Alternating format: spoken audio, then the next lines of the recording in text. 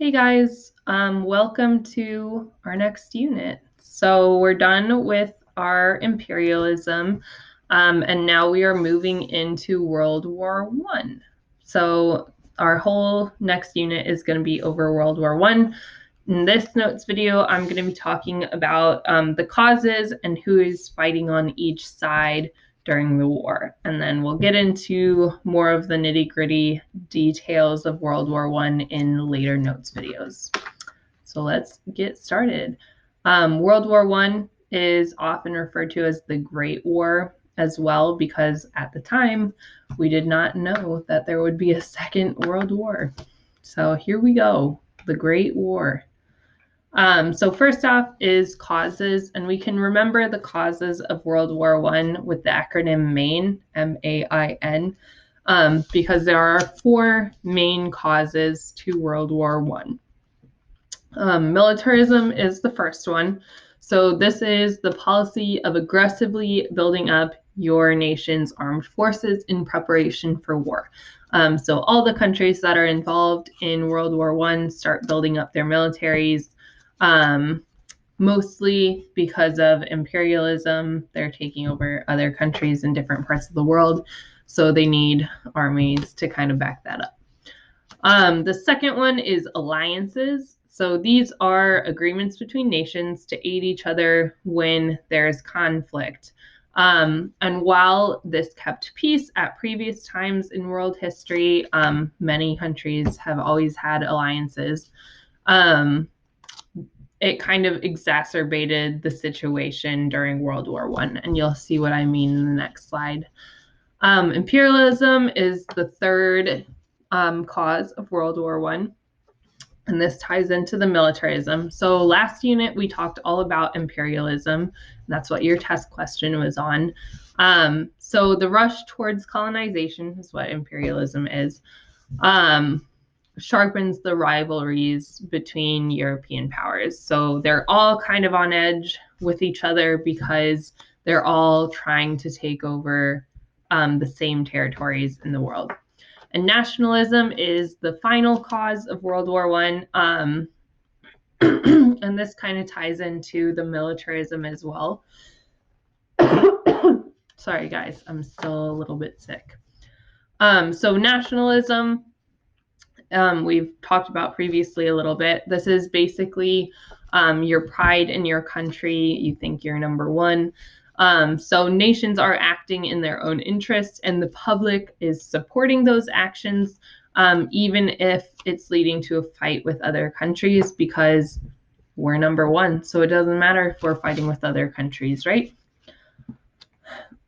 Okay, so how does the war actually start? All of those factors that I talked about play into it, but the real kickstart to this war is the assassination of Franz Ferdinand, and that's this very gloriously mustachioed man over here.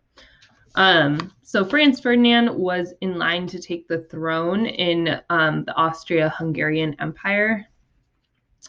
He's the Archduke, and he's going to become the leader of the Austria-Hungarian Empire. And he is assassinated by Gavrilo Princip, who is a member of Young Bosnia, which is a revolutionary organization whose goal is to free Bosnia from Austria-Hungarian rule. So they're trying to make a stand. He's like a terrorist, and he murders Franz Ferdinand, goes to prison for it for like 20 years, but then dies in prison. So this is really the kickstart to the war, is the assassination.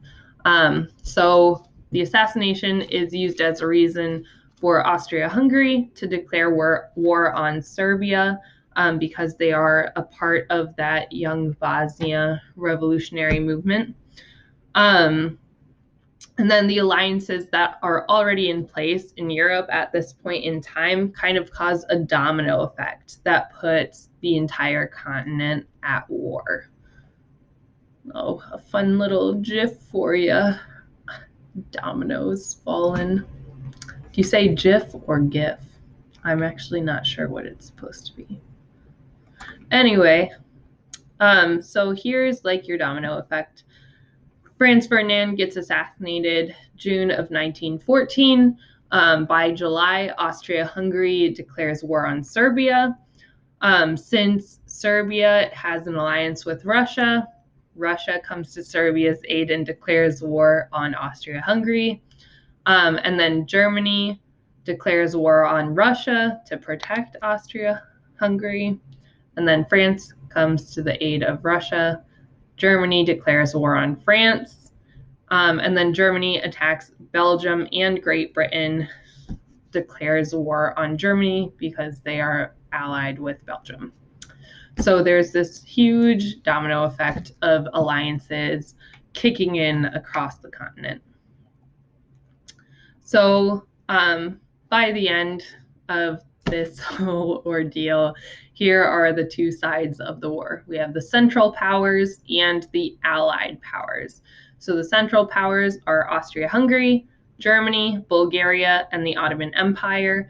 And then the Allied Powers are Serbia, Russia, France, and Great Britain. And then later we come in on the Allied powers side, but we don't join for a hot minute. So that's it for the causes of World War I. Join me next time to talk about trench warfare.